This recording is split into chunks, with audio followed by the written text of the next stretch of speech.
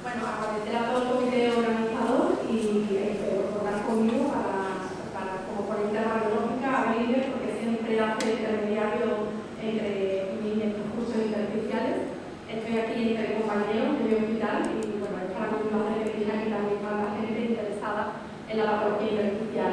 Voy a tratar en 20 minutos de centrarme fundamentalmente en la imagen radiológica en la enfermedad autoinmune, pero como sabéis, las enfermedades autoinmunes, en general las enfermedades intersticiales, es un mundo muy amplio. Tenemos desde patología idiopática hasta muchísimas enfermedades sistémicas que pueden provocar un daño al pulmón. Con lo cual, en 20 minutos, hablar de todos los patrones radiológicos es bastante imposible, pero voy a intentar resumir y, sobre todo, centrarme en aquellos patrones radiológicos que solemos encontrarnos más relacionados con las enfermedades autoinmunes, ¿vale? Porque es lo que nos interesa en esta reunión. Como sabéis, no puedo, como buena radióloga, empezar a hablar del TACAR y de la patología intersticial sin recordar la anatomía del lobulidio pulmonar secundario. Cualquier persona que quiera empezar a hablar de un TACAR o a comprender e intentar buscar los signos radiológicos tiene que saber que todo empieza conociendo la anatomía del lobulidio pulmonar secundario. ¿Cuáles son los requisitos técnicos que tiene que tener un TAC para realizar ese estudio? Y, por supuesto, el conocimiento de los patrones radiológicos. Ya sabéis que desde 2017 y 2018 salió una actualización muy importante con las guías ATS y las guías Fraser. Hasta entonces nos guiábamos por las guías que teníamos de 2011. Supuso una revolución muy significativa en este campo y que cada vez más profesionales, internistas, reumatólogos, neumólogos que se dedicaban al mundo de la patología intersticial estuvieran interesados en que los radiólogos de su hospital le informaran bien los patrones radiológicos. Y por eso se crearon también los comités y los grupos multidisciplinares, que desde aquí os digo a todo el que empiece es fundamental. No tenemos nada más que ganar. Yo, desde que pertenezco al comité, estoy encantada poder coger un teléfono, reunirme con ellos un día y entre todos comentar aquellos casos más difíciles, porque los vamos a tener, y llegar a un diagnóstico entre todos. Es muy importante también cuando hablamos de patología intersticial, porque sabemos que el patrón MIU es el que peor pronóstico tiene y porque el patrón MIU es el que aparece en la FPI, ¿no? Que es la enfermedad, digamos, más conocida en este mundo y la que le daba más miedo, pero que el MIU es un patrón que no solo aparece en la cirrosis pulmonar idiopática. El patrón de MIU la tenemos en otras entidades y en las enfermedades autoinmunes aparece mucho en la artritis reumatoide. Pero luego, dentro de la enfermedad autoinmune, tenemos que conocer que hay otros patrones, como son el patrón de neumonía intersticial no específica, el patrón de neumonía organizada y el de neumonía intersticial linfoidea. Y dentro de esos patrones podemos tener solapamiento de patrones, que también es muy característico de estas enfermedades. Por supuesto, nosotros, yo como radióloga, voy a hablar siempre de criterios morfológicos, pero el médico, el generalista, tiene que ver todos los criterios clínicos, serológicos que acompañan a ese paciente. Cuando sea necesario, tendremos que usar la anatomía patológica, ¿no? Nosotros tenemos también una patóloga en nuestro comité. Bueno, pues deciros, las guías son fundamentales, las tenemos que conocer. Yo no me voy a parar en la importancia que resaltaron las guías en cuanto al conocimiento exhaustivo del patrón MIU, por el pronóstico que conlleva este patrón, pero todo lo que se dedica a la patología intersticial tiene que conocer la guía de la Sociedad Fraser o la guía de la ABS, ¿no? Que salieron prácticamente a la vez. Y llegamos a esta tabla, ¿no? Esta tabla no es más que pues, una tabla de consenso que intentaba realizar una serie de expertos, porque antiguamente con la guía de 2011 teníamos como 3 columnas para intentar ver cuando un paciente tenía un patrón de NIU, de probable NIU o indeterminado. Y luego se creó esa 4ª columna porque ya muchos radiólogos estaban viendo que en algunos TACAR había una serie de signos radiológicos que nos podían orientar a que ese paciente tenía una enfermedad sistémica en concreto. Entonces nos ayudaba mucho para el diagnóstico. Entonces, en la primera tabla de la columna, el patrón de NIU, como todos sabemos, presencia, y por recordarlo, aunque no es el que más vemos en la enfermedad autoinmune, es un patrón del artículo subpleural que tiene un gradiente apicobasal y es heterogéneo, eso es muy importante. Hay zonas sanas con zonas afectadas del pulmón. Tiene panalización, como sin bronquiectasia o bronquiolistasias. Y el probable NIU es exactamente igual, pero sin panalización, ¿vale? Esto es las dos guías típicas de patrón de probable NIU y de NIU. Luego tenemos el indeterminado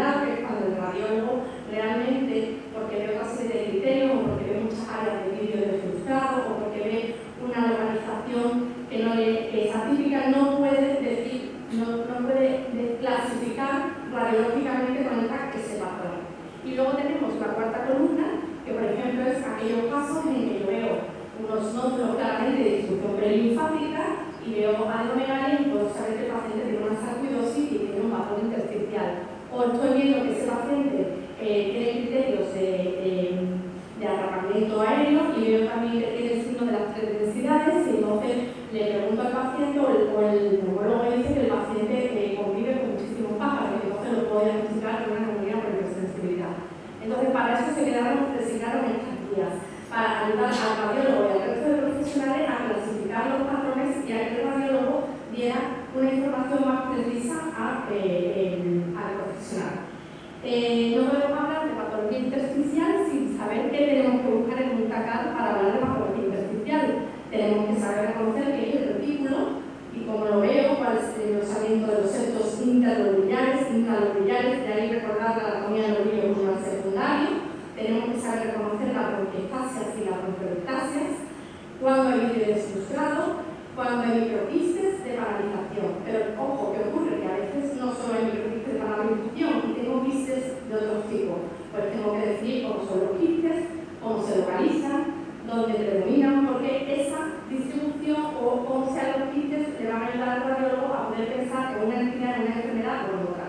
O si tienen consolidaciones, o si aparece atrapamiento aéreo. Todo ello van a ser determinados signos radiológicos que nos van a poder definir y clasificar al paciente dentro de la clasificación de la extensa que conocemos todos de la patología intersticial. Esta es una clasificación pequeña, no vamos a entrar porque vamos a centrarnos en las enfermedades autoinmunes, pero ya sabéis que están las idiopáticas, las que tenemos una causa identificable claramente y aquellas también que se asocian a enfermedades granulomatosas o otras conocidas porque se asocian a enfermedades en las que predominan los quistes o porque sabemos que toman unos fármacos determinados.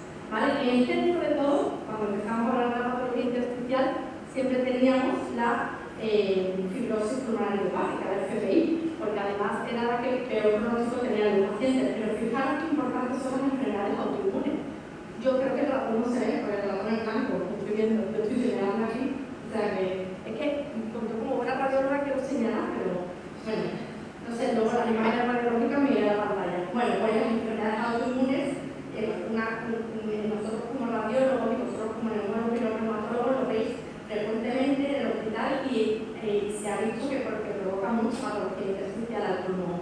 Entonces, después del patrón MIN, el patrón MIN es el segundo en frecuencia en general en enfermedades intersticiales, pero uno de los más importantes en las enfermedades autoinmunes. Sabéis que clásicamente el patrón MIN normalmente se caracteriza porque puede tener inflamación y fibrosis, ¿vale? Puede haber esa diferenciación. Cuanto más inflamación tenga, más posibilidad de que haya un tratamiento y de que se recupere, y cuanto más fase fibrótica tenga, pues peor va a evolucionar ese paciente. Generalmente, la edad media de los pacientes es más joven que el patrón MIN y suele haber más predominio de mujeres porque también aparece más en la enfermedad autoinmune. La clínica es muy similar. Me gusta mucho la frase que dice Clara, que el reumatólogo tiene que ir con el fonendo, tiene que auscultar a los pacientes, porque es verdad que los crepitantes se oyen en la ocultación, y si alguien reumatólogo me dice que hay crepitantes, hay que pedir un TACAD. O sea, hay que pedir un TACAD, sobre todo en aquellas patologías que sabemos, aquellas enfermedades autoinmunes que van a debutar más con patología intersticial al pulmón. ¿Vale? ¿Pero qué ocurre? Pues el patrón MINE es un patrón que puede ser una anida idiopática, pero puede estar asociado a otras enfermedades. Y para una de las grandes enfermedades en las que la vemos, en general, es las enfermedades autoinmunes, ¿no? Las antiguas colectivopatías. A veces hay solapamiento de patrones, que esto también hay que tenerlo en cuenta porque podemos verlo y se reconocen. Luego se introdujo el concepto IPAC, que todos como buenos reumatólogos lo conocéis, ya salieron en una actualización en 2015, lo repasaremos porque hay casos que nos podemos encontrar con el concepto IPAC. Por supuesto, pacientes que están tomando fármacos en los oncológicos y la inmunoterapia provocan también mucho patrón de neumonía organizada. Hemos visto muchos patrones de neumonía organizada en los pacientes COVID, en las infecciones COVID, y bueno, por otras entidades que también pueden presentar un patrón de neumonía intersticial no específica.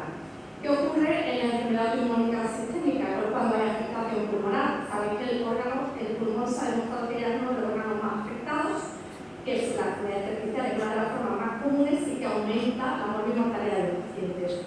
Entonces, esto hizo que los reumatólogos cada vez se interesaran más por esta patología patología y trataran que el radiólogo pues, le diagnosticara y le buscara a los pacientes los diferentes patrones. ¿Vale? En ocasiones, incluso en la primera manifestación de la enfermedad autoinmune, y luego vamos a presentar un caso muy bonito que lo seguimos en nuestro comité, y por supuesto hay que conocer los patrones radiológicos y saber la diferencia en la clínica y el manejo de estas enfermedades intersticiales dentro de las enfermedades autoinmunes, porque tendrán por un lado su tratamiento para la enfermedad autoinmune, pero cuando requerirán a lo mejor que ese paciente, si se demuestra que tiene y con los nuevos criterios que ha salido de inclusión para el tratamiento con antifibriótico, cuando podemos tratar a este paciente en el caso de que haya desarrollado ya una fibrosis progresiva. En 2015 no me voy a parar, salieron, ya sabéis, las guías para el concepto IPAF, y dentro de los dominios morfológicos estaba el TACAR, y dentro del TACAR pues, estaba el patrón MINE, el patrón de neumonía organizada y el patrón de neumonía intersticial linfoidea. ¿Vale? ¿Qué pasa? Que no se incluyó el patrón MIU, aunque se sabe que la artritis reumatoide, por ejemplo, tiene bastante frecuentemente el patrón MIU. Entonces hay cosas que hospital, probablemente se haga una nueva actualización, pero bueno, esta guía hay que tenerlas en cuenta y hay que conocerlas porque nos encontramos con casos que son así. También hay que tener en cuenta que los pacientes con enfermedades autoinmunes pueden desarrollar también celositis, pueden desarrollar hipertensión pulmonar, entonces son signos que al radiólogo también nos ayudan, y muchas veces cuando vemos un TACAR podemos decir, pues este paciente sin saber nada, o si no tenemos todavía la información del clínico, me huele a autoinmunidad, ¿no? Porque estoy viendo un derrame pericárdico, un derrame pleural, pues son otros signos en los que nos vamos a guiar los radiólogos. El patrón de Mine, por excelencia en la enfermedad autoinmune, es muy diferente al mío, es un patrón homogéneo que tiene unas bronquiectasias centrales en el que predomina el vidrio deslustrado, asociado muchas veces, hay veces que asociado a la bronquiectasia más que vidrio deslustrado lo vemos en un retículo, y el vidrio deslustrado lo vemos en zonas donde no predominan tanto la bronquiectasia y la bronquiectasia. Puede dejar zonas de respeto subpleural, que no siempre se cumple, pero que hasta un 20% de los pacientes lo pueden tener, y es mucho más homogéneo en su distribución. Luego vamos a ver casos de MIU y veréis que esa homogeneidad no se cumple en el MIU es heterogéneo, por definición. ¿Vale? El patrón de neumonía organizada, ¿quién no ha visto un cortisol así de TAC? Y si yo no sé nada o me dicen un paciente con COVID, pues perfectamente. Lo hemos visto muchísimos pacientes con infección COVID que han tenido un patrón muy parecido, con esas áreas de consolidación, pseudoconsolidación, de bronquiectasias más centrales que no llegan hasta la periferia, de zonas de respeto subpleural, que fíjate que no llegan tampoco como el patrón mío hasta la zona subpleural, que tiene varias zonas de afectación. Eso es muy típico del patrón de neumonía organizada. Hay otras que a veces que tienen afectación también más peribroncovascular, que serían estas zonas de aquí, que necesito señalar. ¿Vale? Y bueno, y otros hallazgos funcionales que nos vamos a ir encontrando. Por tanto, el patrón de neumonía organizada lo vemos en muchísimas entidades, ¿no? Lo vemos en pacientes que están tomando determinados fármacos, que han sido trasplantados, que tienen enfermedades hematológicas. Entonces, es necesaria la información clínica, es necesario que nos pongan en el contexto del paciente para también saber cómo lo vamos a tratar. Como sabéis, responden rápidamente a los corticoides y muchas veces, esto lo vemos mucho en pacientes con inmunoterapia, recaen y vuelven a presentar infiltrados consolidativos en otras localizaciones donde antes no había esos infiltrados. Es muy característico de la neumonía organizada. Y el patrón de NIL, que no lo vemos tan frecuentemente, sabéis que se asocia más al Sjögren. Nosotros en concreto tenemos varios Sjögren, pero tienen un patrón de solapamiento con NIL y con patrón de NIL. Otra vez así, pues así están muy bonitos, así no los tenemos más miomatosis.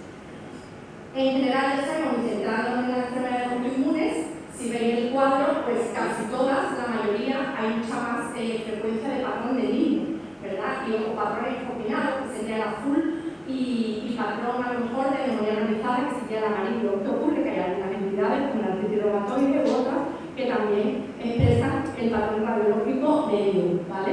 Y eso también hay que conocerlo, es muy importante entonces los antecedentes del paciente. Y luego, como ya digo, hay gente que también se dedica, lleva muchos años informando patrones intersticial y han publicado una serie de signos que ellos no pueden decir que son patognomónicos, pero que sí se asocian más a enfermedades autoinmunes. Esos signos, los radiólogos los conocemos como el signo de las 4 esquinas, ¿vale? Que no es más ni menos que en las zonas anteriores de los lóbulos superiores y en las zonas apicales y posteriores de los lóbulos inferiores cuando predomina ahí la afectación intersticial, tenemos que pensar normalmente que ese paciente tiene una enfermedad autoinmune y la verdad que en muchos casos lo vemos y lo sabemos reconocer, ¿vale? Otro signo que se ha descrito, asociado normalmente al patrón NIU, pero en el contexto de enfermedades autoinmunes, es el de la paralización exuberante que se ve en las bases, no lo voy con mi ratón, pero no se ve, que serían las bases en las que no vemos las áreas de microquistes empalizadas pequeñitas de la paralización, sino que vemos quistes ya de gran tamaño porque ya se han juntado áreas de microquistes de paralización con muchas veces áreas de quistes parenquimatosos de la propia piel que asocian muchas enfermedades autoinmunes y hace una paralización excesiva. Y luego tenemos el signo del corte recto, que también se cumple y se da en enfermedades autoinmunes, que es el que si yo trazo una línea, digamos, por la zona infracarinal y dejándome la enfermedad autoinmune generalmente afecta, si es una línea, de forma más homogénea y a las zonas basales del pulmón. Mientras que si es un patrón NIU, normalmente sube por la zona del retículo subpleural y sube o va desde los lóbulos superiores hacia los lóbulos inferiores, mientras que el INE se quedaría mucho más en la zona de las bases. Bueno, estos son pues signos que han sido publicados y que se ven y que no son patológicos, pero bueno, nos ayudan a la hora de ver los patrones radiológicos del paciente. Entonces, yo como tenía poco tiempo, he traído ya casos que hemos visto en nuestro comité, que lo hemos diagnosticado, algunos sencillos y otros más complicados, para poner ejemplos de enfermedades autoinmunes y de parte de patrones radiológicos que hemos visto, ¿vale? El primero que os traigo no es un caso muy difícil, ¿vale? Bueno, como buena radióloga, lo más importante de los casos de patología intersticial es que los veamos siempre en cortes axiales, pero que aprovechemos los cortes sagittales y los cortes coronales y veamos todas las imágenes y localicemos todos los hallazgos. Y ya luego, poco a poco, iremos poniendo, digamos, el patrón, la característica que vemos en los pacientes. Entonces, nosotros veamos que una mujer que tiene una esclerodermia diagnosticada, 54 años, con unos anticuerpos positivos, ¿vale? A la CSL70. Y tenía una serie de incrementantes de la ocultación, se mandó a un TACAR y efectivamente, pues esta paciente no tiene una afectación intersticial muy marcada. Si veis, podemos ver un sutil vídeo de frustrado que afecta, en el caso de la diapositiva que tengo aquí, más al tórax derecho, con una zona de respeto subpleural, una banda hipodensa allí en la segunda línea, con bronquiectasias pequeñitas pero más bien centrales y con una de las bases sigue viendo con una morfología en banda, con un respeto subpleural y una patología muy limitada. Es un patrón de neuropatía intersticial no específica, muy incipiente, simplemente auscultando a la paciente y pidiéndole un TACAR, ya se vio que la señora ha empezado a hacer una afectación intersticial al pulmón, pues habrá que hacer su seguimiento y seguirla pues, con su espirometría, con sus consultas, para ver en qué momento, si esa fibrosis sigue avanzando, ¿no? También según la clínica y las pruebas funcionales, pero es importante saber reconocer los patrones. Otro caso que presentamos en nuestro comité, esta es otra señora con una esclerodermia de 60 años, ¿vale? Que presentaba disnea. Y nos la mandaron porque ya venía diagnosticada por una de la privada, hablaban de una patología intersticial, ¿vale? A veces los patrones no son fáciles y entonces tenemos que ver todas las imágenes que tenemos. A mí me gusta, pues ya sabes, verlo de arriba abajo, pero aquí fundamentalmente las flechas intentan marcar que hay zonas como de afectación más central con zonas de afectación más periférica, pero esas zonas son consolidativas, ¿verdad?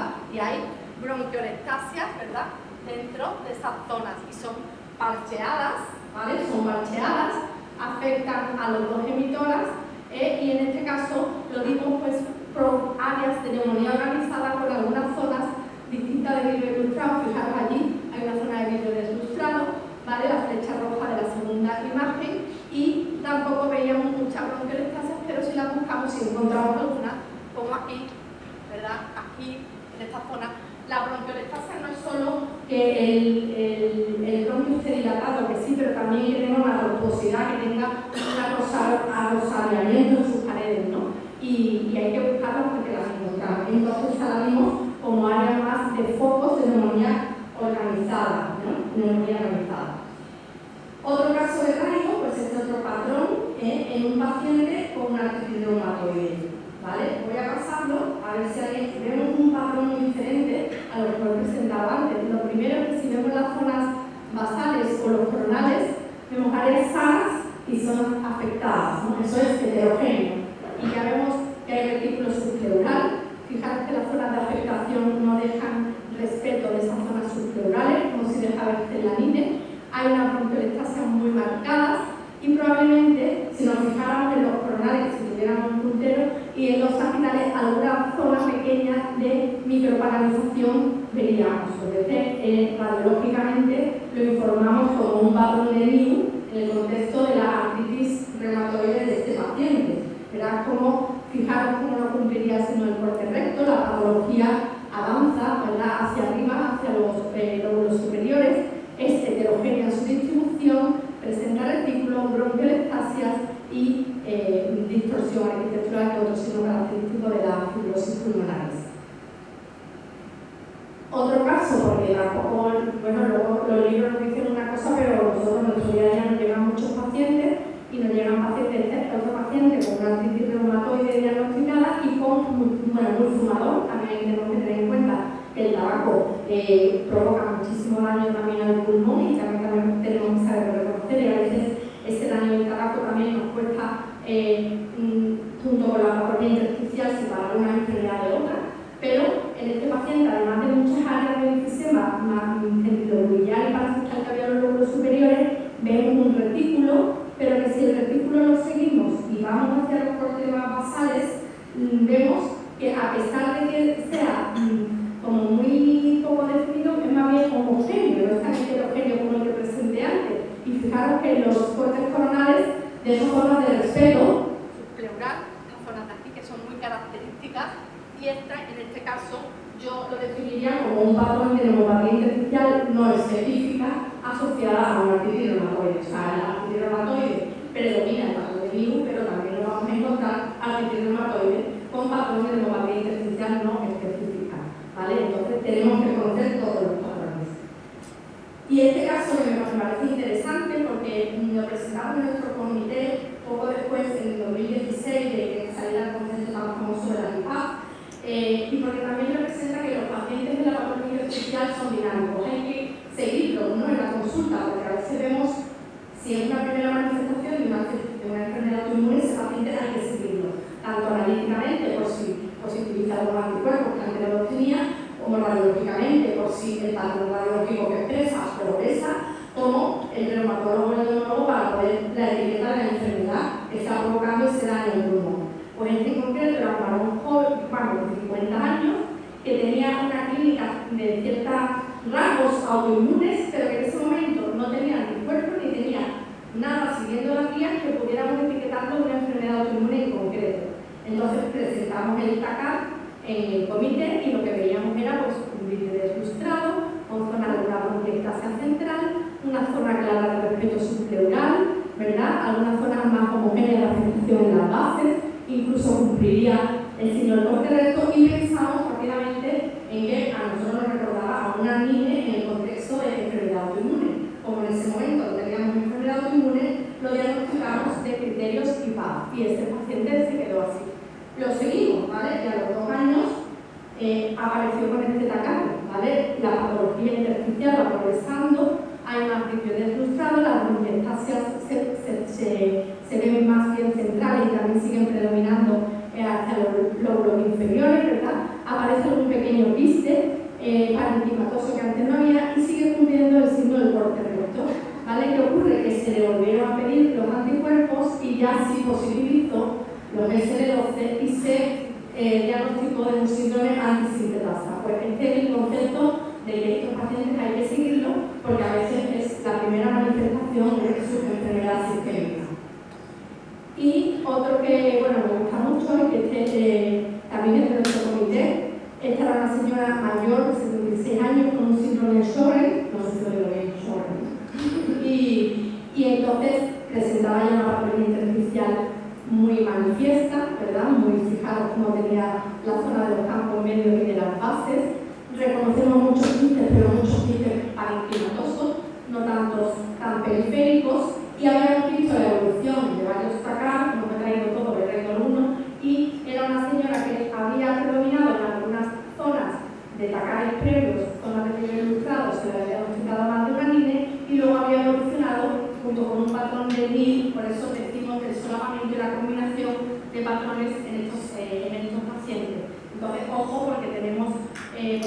patrones combinados y nos puede a veces costar, o a veces tenemos sacar más antiguos que predomina un patrón, pero luego va combinando otra serie de patrones radiológicos.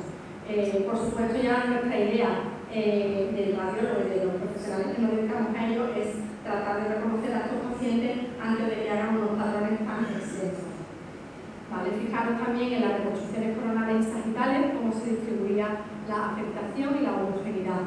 Y entonces ya para concluir, creo que no me he pasado el tiempo, saber que las enfermedades intersticiales requieren de un enfoque multidisciplinar, porque además los profesionales nos vamos a integrar y vamos a poder mejorar la precisión en el diagnóstico de estos pacientes. Tenemos que conocer las guías se van actualizando y es muy importante porque también nos ayudan y van saliendo nuevos criterios.